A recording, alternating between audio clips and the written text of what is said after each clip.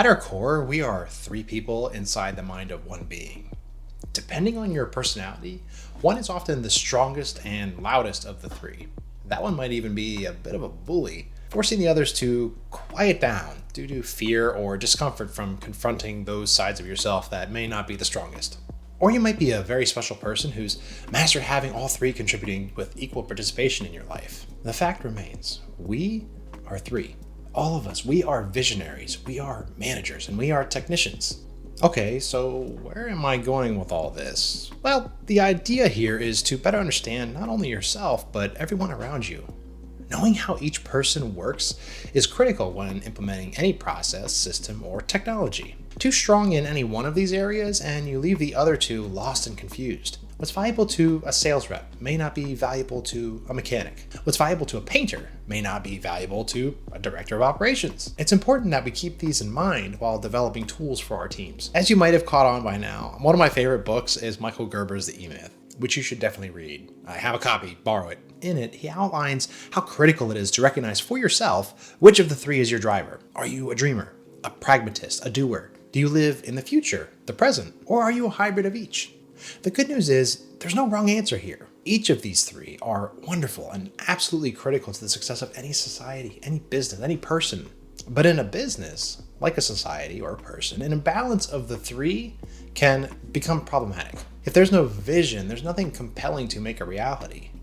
If there's no reality to build, there's nothing to do, and the organization collapses. Either quickly or slowly, it dies.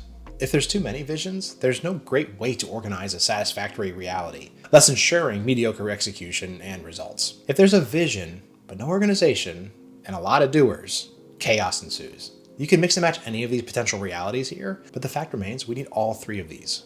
So let's dig a little into each to get an idea of what sort of head cases we've got going on inside of our own.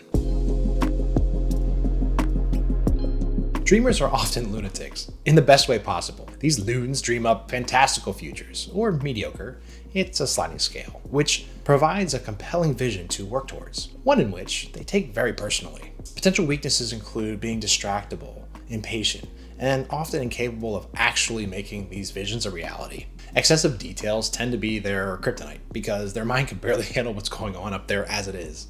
Their strength lies in providing a vision, purpose, and sparking a flame within people.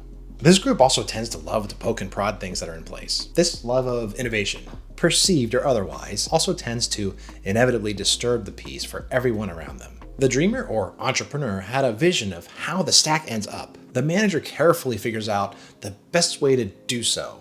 The technicians then work so hard to make it happen. Then the entrepreneur, forever chasing innovation, imagines and dictates a different future that shifts focus, sometimes dramatically.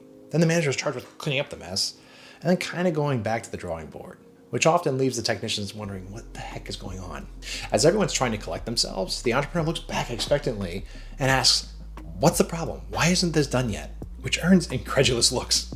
This side of yourself may actually struggle with waiting. They might even resort to bullying, harassing, criticizing, flattering, yelling, and pretty much anything that gets things moving faster. To an entrepreneur, people are often considered to be in the way of their dream, and perceived as constantly dragging their feet, quite likely never really realizing or accepting their own contribution to any delay.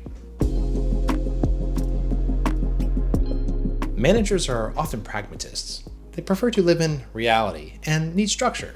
One thing they are very good at is recognizing a compelling vision of someone else that clearly communicates it. They see the potential and come alive when they're granted the opportunity to build towards making it a reality. They require things like clarity, rules, data, and consistency, most of which are, as we said, kryptonite to the entrepreneur. These things, however, inform the manager on where they can put each piece of the vision. I picture an old library card cabinet with all those little drawers, each drawer holding a critical piece of the vision that the manager will then assign to proper personnel. It's incredibly organized, with a lot of thought behind it.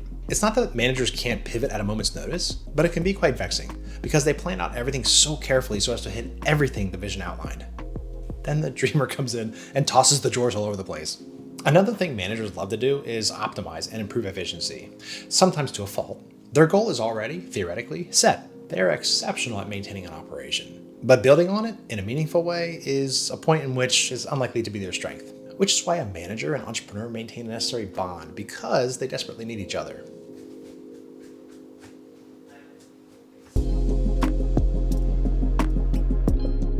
The technician is who gets things done. They just want to work. To be provided with tasks and clear expectations and the proper tools. They don't want to deal with the whole operation or figure out how to allocate resources or where to improve or manage people or what the future should be.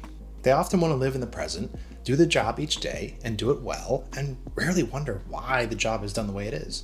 They also tend to understand that admin work is necessary, but they loathe it. It's often so much detail-oriented nonsense that gets in the way of them actually doing the thing that they love. This is probably the most honest side of yourself. It's super simple. I want to work. I want to contribute. That's it. Give your technician a job that's fair and they're happy.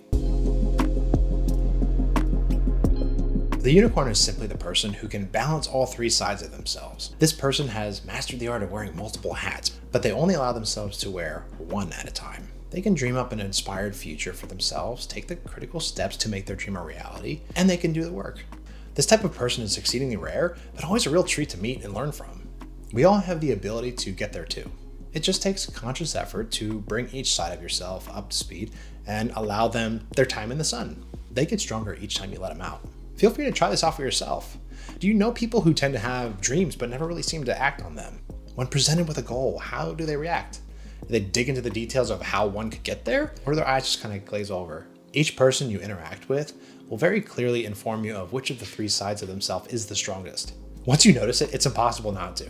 In a professional setting within a group of leaders, they'll likely be quite happy or wildly alarmed with what's in place, depending on which side shines through each of the leaders. Ultimately, this life is much richer the more we learn and explore. In this case, it's just about being curious and understanding ourselves so we can better approach situations we find ourselves in. We can more readily identify gaps that need addressed and leverage talents that we surround ourselves with.